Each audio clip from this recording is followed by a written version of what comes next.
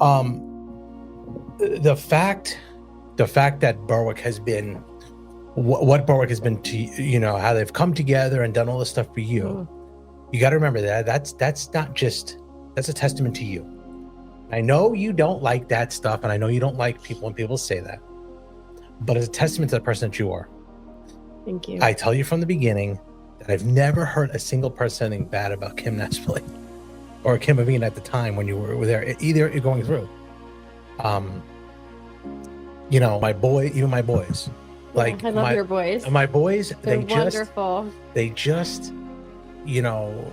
ask about Miss Nespoli all the time. They ask about how she's doing. And little Jax today, when I told him he was coming on to the show today, he's pretty excited that you're coming on. I love him. And I love both your boys. They're great athletes too. Good athletes. Yes, they try. My genetics, so I kind of take But they're also very kind and respectful. And that's the thing that was important to me. That although the situation wasn't the best, going through a divorce, someone who has guided them in a good direction along with me. It's something that we kind of put everything outside. But I do have to say that she's done a great job too, as I think I have as much as I could. We also have Michelle is my wife, she's a great stepmom to them. Mike's is a great father figure to them. Just gonna say everybody. So it's good. It's a good situation. A situation that was bad, in the beginning, actually turned out to be very good. I'm grateful for that. Now, obviously, we had a phone call here by someone who's a very big supporter of you. Our friend Teddy Atlas did call in. We'll put that here on the show at some point. Okay. And I think what he was trying to say to you is because he's in the fight game. He's in the fight game. He's been in the fight business. I've known him for a long time. He's in the fight game, and you have to be a fighter, and it shows in your spirit how much of a fighter you are. So one of the things that I want to do, and I don't know if you're up for it, because you are leaving soon. I am. And you're leaving for how many weeks now? So I'll be leaving on Tuesday, which is February 11th, and I'll be gone for approximately 7 to 8 weeks. Now, you have to remember when I was there for the 14 weeks in the fall, they did a couple different procedures, which are called SIPI procedures, and you cannot have a PET scan until 12 weeks after a SIPI because you have cell die-off, and the cell die-off will skew some test results. So I won't have a PET scan until like February 16th, 17th, somewhere around there. So depending on what that PET scan shows, I could be out there or even just maybe a little bit longer. But right now the protocol is 7 or 8 weeks, which would put me home about the first week in April. Mm-hmm. So what I was wondering, and what I thought would be a good idea, if you're up for it, to do a weekly just update. And I say that because I think it's important for people who are going through that, because now you're like, your husband was here earlier talking with me, how you're a freshman and then you're a junior and then, you know what I mean? Going through, he gives me the whole thing, right? Yeah. Right. But now you're a senior. Yes. So those freshmen coming through that are coming there like you did that one day and you stepped foot on there and didn't know what to expect. Now you know what to expect. I think it's important for you to put your word out there. I think we're going to try to connect with the Dr. Theodore Atlas Foundation. That would be great. Do something that we're going to make it worth their while, to push this through. I don't like to lose. I don't like to lose either. We are going to try to see this through quicker than you could think. I mean, I want to put the ball in motion now. That'd be great. If we can somehow get a weekly update for you, I think it puts us it puts us there, puts us in front of different eyes that can help with the cause, because these procedures are not covered by medical insurance. These procedures are not covered by medical insurance. You're going to be in the area of probably 150,000 just to start, additional to the 180 that's already gone. It's something that I think is important. whether it's GoFundMe, whether it's stuff like that. This has to be out there. The medical industry, you were doing better with holistic medicine than you were with the medical industry. They just were putting a blanket statement on everything that you did, blanket medication. Right. And now you have the opportunity to live the life that you wanted to live when you had your children and when you married your husband.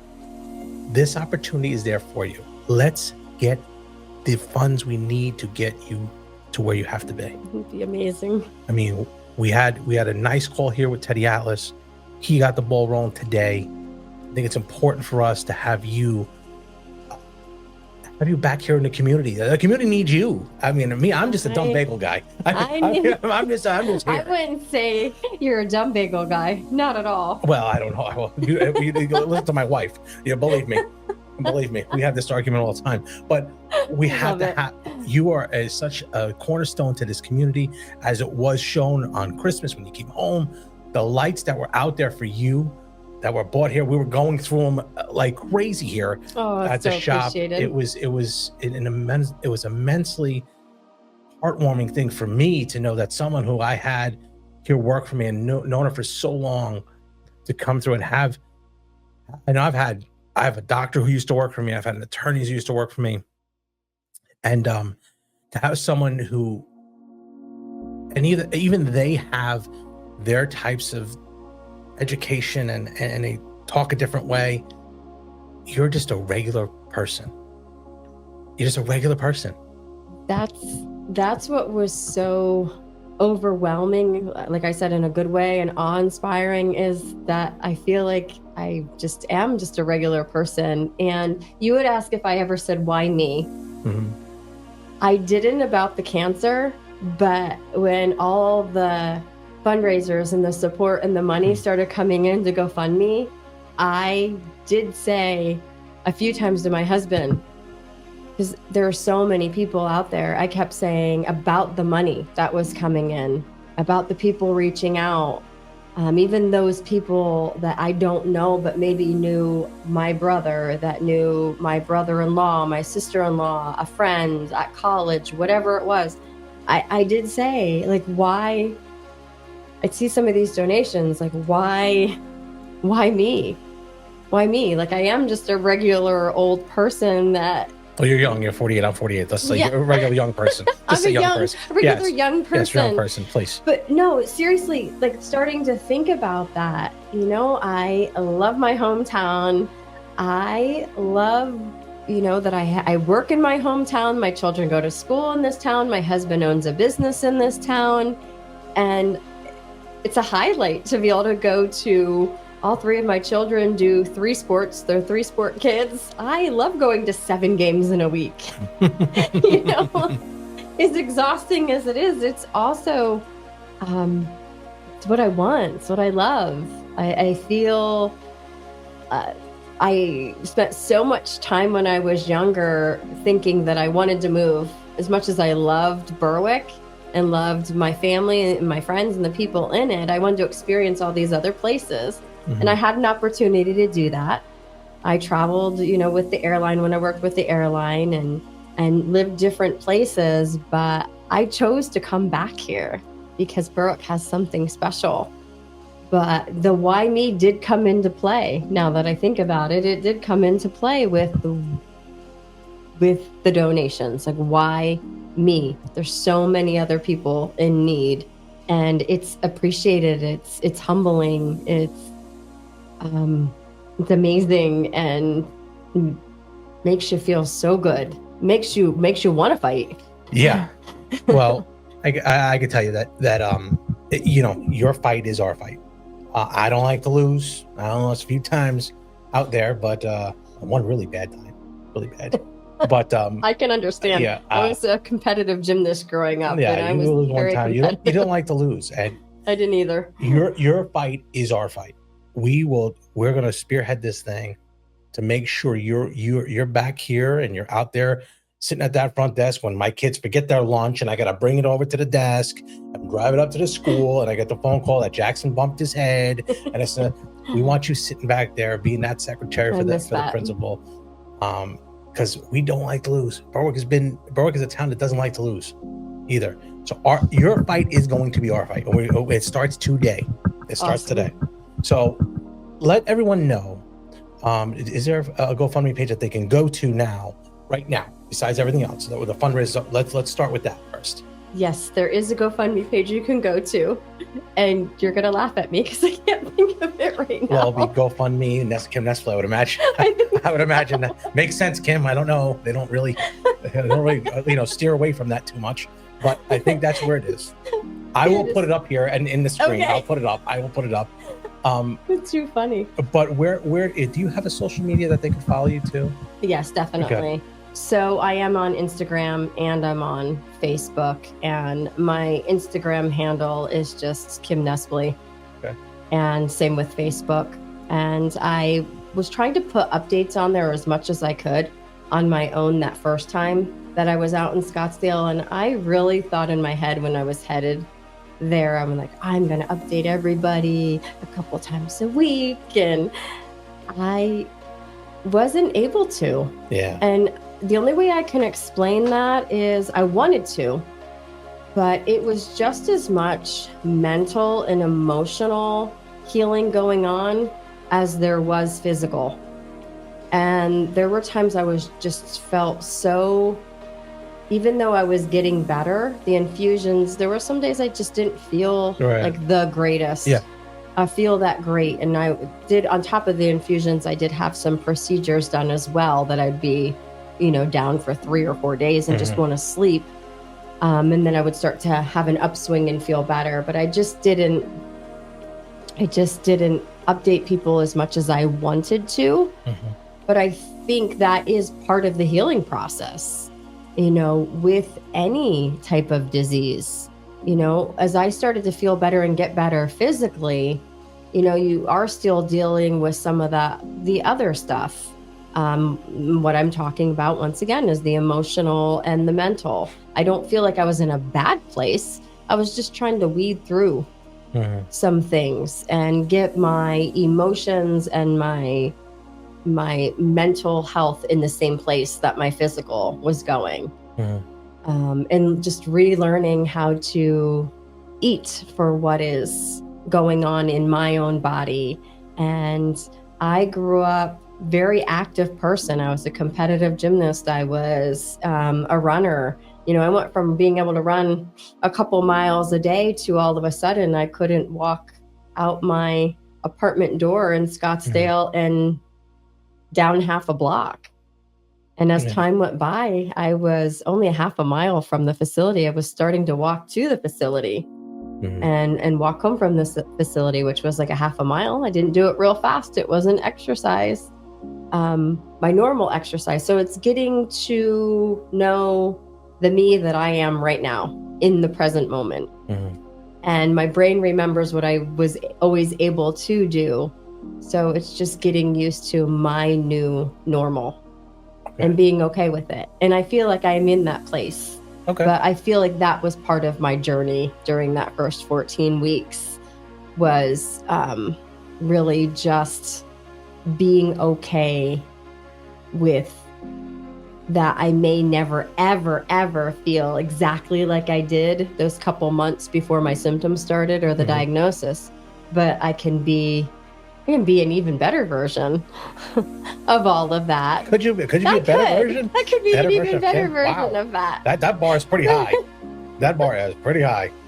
And I just mean, I don't have to go to high impact aerobics classes anymore. Yoga's great. It's wonderful. It's just keeping moving and doing what is best for you at that chapter in your life or that season in your life. But to continue to move forward. Right. I don't want to go, I just want to move forward. Right. Be the best version of myself at that moment that I can.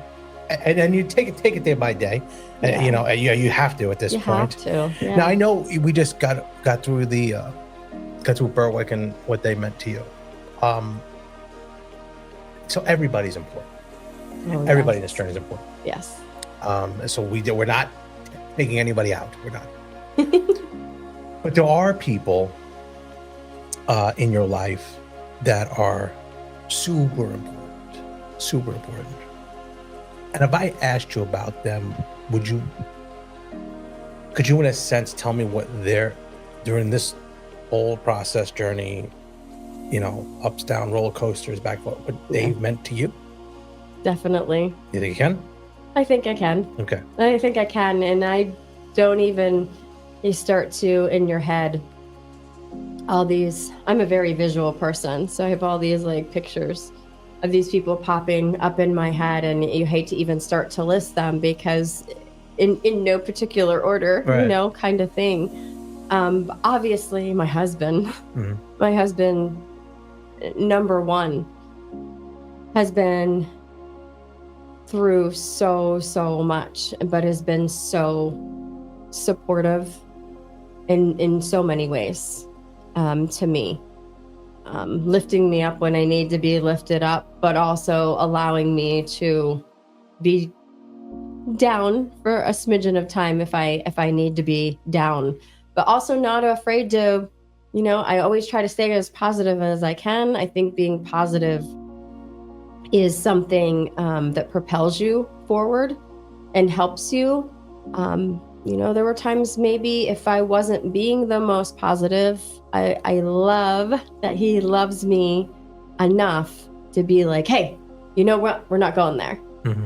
So I have this whole arena of people, and it's family and friends, my husband, my daughter. So Jonathan, my husband, Lily, my oldest daughter, my children, Jet and Jack. They have handled all of this with so much grace. They've actually grown and matured in so many ways through all of this. They've been there for each other, supportive for each other, supportive to me. It's not easy being any age, but you're talking about, with my daughter, she's a freshman in high school. My two boys are sixth graders. So you got two preteens and one teenager, and what they're dealing with. And then on top of it, they're, as I mentioned before, each in 3 sports. They're all with their education at school, honor roll, distinguished honor roll. So they're really juggling a great deal. And then you get into, obviously, my mom and my stepfather, my dad and my stepmom, Jonathan's family. I have 3 brothers, my 3 brothers, and then Jonathan is one of 5. So Jonathan, his 3 brothers, his sister, his dad, everybody's spouses. So my brother and sister-in-laws, and then get into my circle of friends. I have the most amazing family, the most amazing circle of friends. I can't even begin to tell you the things that they've all done for me. People taking turns to make sure I was not in Scottsdale by myself. Jonathan and his brothers took the reins on everything with raising money because they didn't want me to have to worry about it. They wanted me to strictly focus on getting better and not have to worry about where the money was coming from or how we were going to pay for it. They felt I didn't need the stress. And they're all married. They have their own jobs. They have their own families. They have their children. All our lives are so busy, and they took all of this on. My friends, the same thing. They're all married. They have families. They have children, and everybody drops everything to help me, whether it's a phone call to see how I'm doing and listening to my concerns or how my day went, to sending me, my favorite things via mail, like maybe my favorite tea or I love butterflies, a hat with a butterfly on it, or a tablet and pen. So you were asking about the people closest to me. Once again, is something so hard to put into words. There are so many times I try to say to my husband, thank you, but thank you doesn't seem like enough. And I said that earlier when we were talking. It just doesn't. for better or for worse. Like he definitely, we've seen all avenues of for better or for worse. I feel like we as a couple have been through so much we're still, in our young age. Jonathan and I have known each other since we were 15 and we'll both be 49 this year. And I always say to him, we've been through a lifetime of incidents and disease and people passing away and just so much in such a short amount of time. So once again, it's hard to make me speechless, but this makes me speechless. There's so many people to list in that tight-knit closest circle that I hope I'm not missing anyone. I think they all know who they are. I have a group of women that are just so amazing. I have friends from high school that I have not seen since we graduated in 1994 that took it upon themselves to, beyond donations, put together fundraisers. Speaking of like the gun raffle, different people that have helped with things of that nature are people that I went to school with that I haven't seen in ages and ages. But we had always an amazing connection. Right. Friends that I was so close with that maybe we only talk a couple times a year right now, but they're those true friends where you don't have to talk every day. It seems when you do talk, it seems like no time has gone by. I feel so blessed for all of them. I don't know how I'd get through any of this. I know I'm probably rambling right now, but my brain is going 100 places. Like, obviously, my husband, my mother, like I said, my parents, my children. I thank God every day for all of them. The things that my brothers and sister-in-laws have done too, I can't even. It's an amazing formula. It is an amazing thing. Like it makes me feel so good and warm inside, but I have trouble putting it into words. Yeah. And I do have to tell you, I am doing so much better now. But one thing I experienced a lot in the fall, and I still do a little bit, and I just kind of have to laugh it off, is I have trouble sometimes putting like my thoughts together and formulating what I want to say. And I think some people call it like chemo brain. I just think some of that is some of the different things that I'm going through, and more emotion than I ever thought was possible to have all at once. It's just hard to put it. And it goes up and down. It does. It's like a roller coaster. It's a total roller coaster. Because your brain doesn't shut off. It doesn't. But I think of all those people that I'm mentioning, and I wish I could come. I wish I say my husband Jonathan, and I wish I had this like eloquent, like wonderful paragraph of things to say, which I do, but I can't quite put it into. He has gone above and beyond in every aspect, because he never ever. It's always about me. And you think about when I was away, he couldn't go anywhere without being asked about me. And he was doing everything in the household, taking care of the kids. Obviously we were having help with meals and stuff coming in, but he's still running them to all their practices. We had people helping with things, but he had his full-time job. There I was away, he was trying to do everything himself, and he didn't complain one time. Not once did he complain that he had to take on the responsibility of two parents. No, I know. Not at all. And that's a testament to him too. It is a testament to him. To go through that, and not only now at 48, you don't have your wife to come home to. She's away. So you can't sit there on the couch with what the kids are doing. Because let's be honest, at our age now, we're not cool. Their kids don't think we're cool. No, they don't. They don't. So I'm seeing it now in my oldest. Like, it's like, wait a minute, whoa, wait a minute, before you leave, you tell me where you're going or whatever. Dad, come on. We're just not cool. Now, Jackson still thinks I'm all right, but Landon, they're on there. So you don't have that. You had that 7-week period or a 17-week period, 14-week period where you weren't there. Yeah, that's hard on some. That's hard on a husband. It's hard on a marriage. It's hard on the marriage. It's hard on the husband, the marriage, the children. They took on so much at such a young age, and they did it remarkably, beautifully, seamless. Just so proud, so proud of all of them. So proud of Jonathan.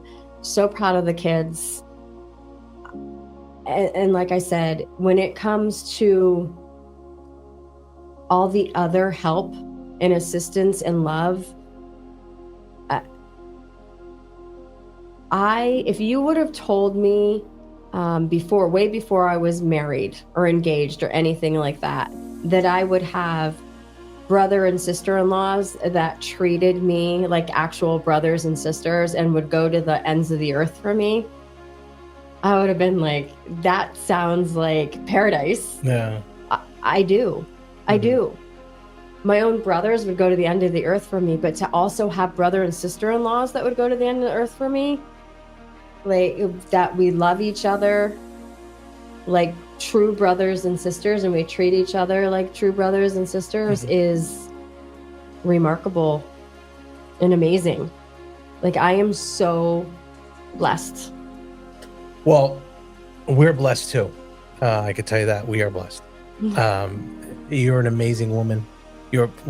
I'll tell you what, you have the fighting spirit of someone who I would have loved to train and loved to be in the ring with, or wouldn't like to be against you. But I mean, my God, the spirit that you have, we want you home. We want you here. We're going to see this through for you. We're there with you. We're going to do weekly updates. We're going to, I want you committed to that. I want you committed to getting better. I want you committed to coming home. And we want you back here living the life you're supposed to live with your family and everybody here. I would love that. It's going to happen.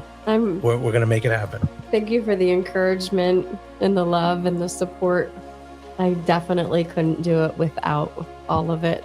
Well, the community, you, Atlas Foundation. I'll tell you, I am a dumb bagel guy. That's what I said. I said that to everybody. With a lot of heart, George. I have a big heart. I have a big heart. I do, but sometimes it gets me in trouble.